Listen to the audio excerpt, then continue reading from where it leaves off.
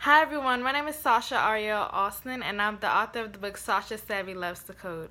And so I'm just going to give you a general background of myself. So I attended McKinley Technology High School, which is a STEM-based high school in Washington, D.C.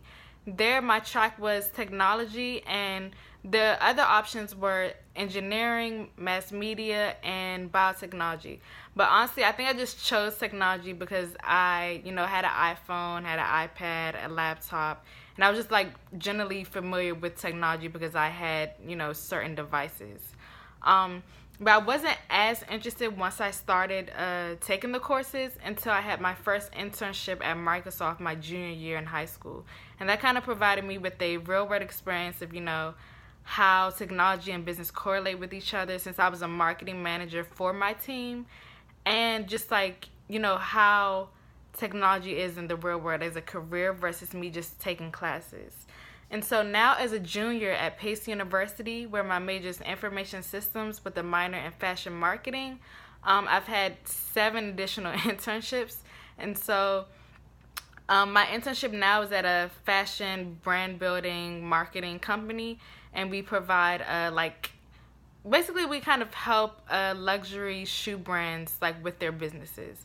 And so it's been great so far. I started last month, and I'm just like very excited to be in the fashion tech industry. So now I'm gonna go back into the book. So Sasha Savvy Loves to Code. I launched a Kickstarter campaign in January to get pre-orders and just to publish the book. Just because when I tried to get agents, I got a lot of rejections, and they were just saying, this book isn't really fit for them. And, that ended up taking me 2 years. The process took 2 years because not only did I have to write the book, but I also had to get people to edit the book and try to find agents. And so the whole process took 2 years, and I just thought it would be best for me to have a Kickstarter. So my goal was $5,000 to, like I said before, to publish the book and to get pre-orders. And believe it or not, I reached that goal in 4 days. That was so amazing because I didn't know, I knew STEM was like a very big topic at that point, but I didn't know if people would really be interested in me. Like, I wasn't sure if people would really be interested in the book in general, just because all I did was talk about the book in a video. The book wasn't really produced yet, so I really wasn't sure. But not only did I, reach my goal in 4 days, by the end of the 45 days, I raised $17,602.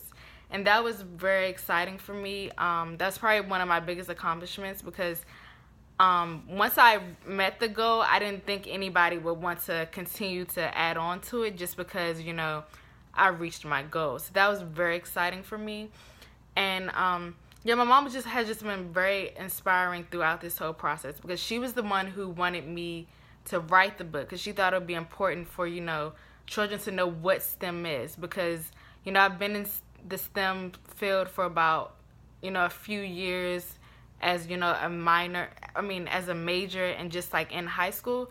And so she thought it was very important since a lot of people don't know what it is. So shout out to my mom because she was very, she was there for me the whole entire time because, with agents, with rejections, sometimes you feel like you may want to give up. You don't know if this is the right fit for you. And so she's definitely the reason why I continue to go on and finish this process. And so just in general, I think it's very important for girls and minorities to join, if not join the STEM field, but just have an interest in it because I read an article that said 33,000 jobs were unfilled just in Virginia because there weren't enough STEM fields or STEM people. There are not enough people that had STEM degrees. And so I think that is just very crucial because this world is changing and it's evolving, and right now it's about STEM and especially technology. So one of the statistics I found was that women with the STEM degrees are less likely than their male counterparts to work in a STEM occupation. They're more likely to work in education or healthcare. Hispanics, blacks, and American Indians make up a smaller share of STEM, only 11%. And so it's just very important to get, more of us in this field because it's basically a lack of diversity in terms of gender and race. And so yeah, this is just like the how our economy is evolving, and at a certain point you're going to need to know technology in any career. And so I think that's the great thing about technology, is that it can be applied to any, you know, field, whether it's art, music, entertainment, fashion. Like, I just find myself doing a lot of technology based things at a fashion company. So like, even if you're not totally interested in coding and, you know, at a computer all day, there's so many things that you can do. And I thought it was very important to write this book once I, you know, started doing research on STEM and, you know, the lack of diversity, and just like trying to get a feel of like how I should write the book. It was very important for me to, you know, have women role models, just to show girls that, you know, you can do this as well. Like, it's not, even though at this point it's a male dominated field, you can still try to join it and not get discouraged because you don't see people like you.